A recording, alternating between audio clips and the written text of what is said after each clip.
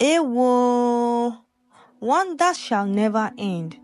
The villagers of Umokoro whispered in shock as they watched Amaka, the once gentle daughter of Mama Nina, transform before their very eyes.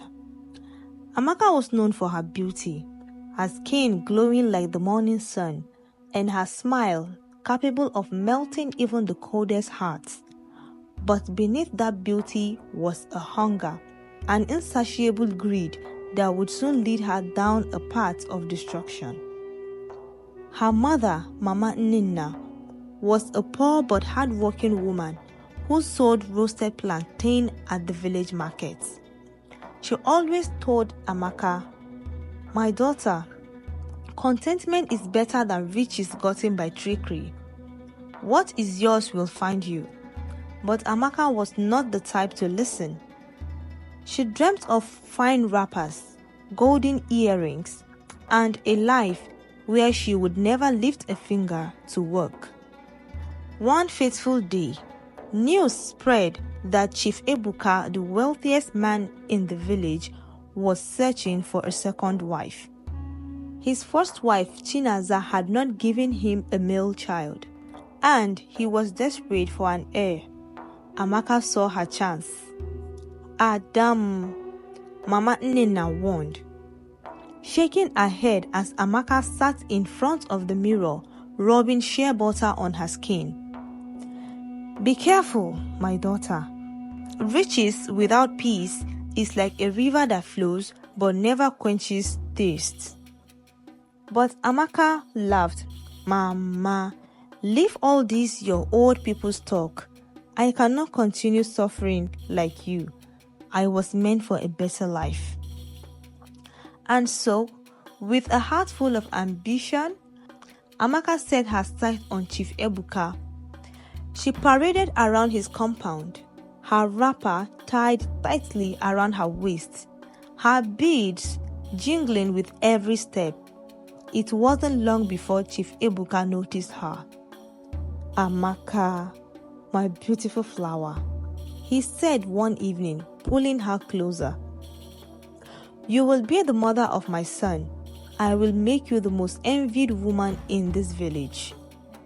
Amaka's heart swelled with pride, but Mama Nina cried and begged her to reconsider. But Amaka had made up her mind. The wedding was grand. Drummers, dancers, singers, and pots of steaming jollof rice with palm wine to step it down. Amaka sat beside Chief Ebuka, her head high, enjoying the envious stares from the other women.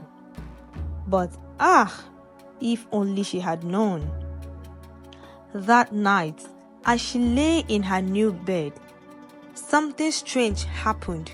She felt a sharp pain in her stomach. It was as if an invincible hand were twisting her inside. "Yay! Chimo!" she screamed, rolling on the floor.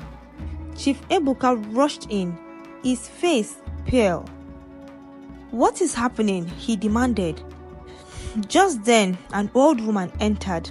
She was Chinaza's mother, a woman known for her wisdom and some said her powers.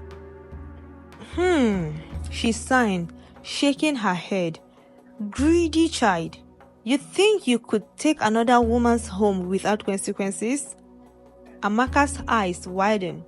"Mama, I don't understand." "You will understand soon enough." The old woman dropped something on the floor, a small red calabash. And just like that, Amaka let out another scream.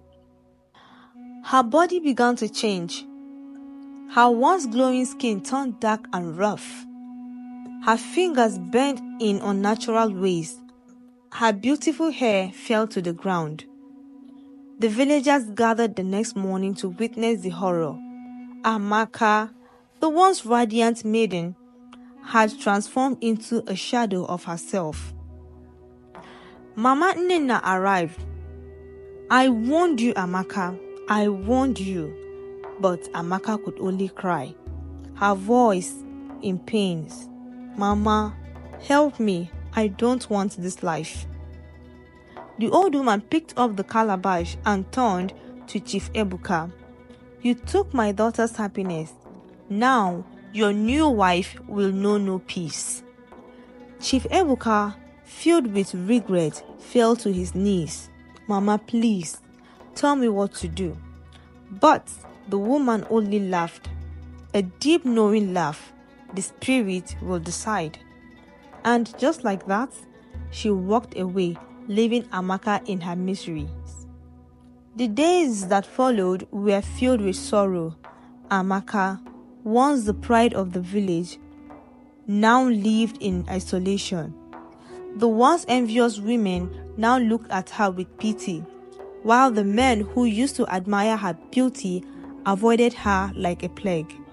Her finger remained twisted, her skin dry and rough like the bark of a tree. She barely ate, barely slept, and spent her nights crying to the moon. One evening, Mama Nnenna sat beside her daughter, wiping her tears. "Amaka, my child," she whispered, "you must find a way to make things right."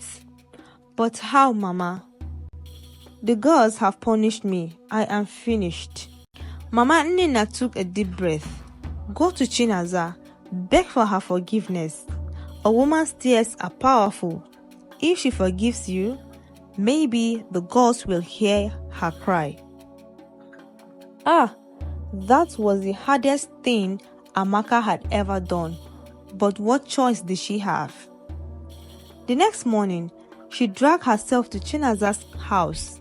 The woman was in her backyard pounding yam. When she turned and saw Amaka, she nearly dropped the pistol. What are you doing here?" Chinaza asked, her eyes narrowing.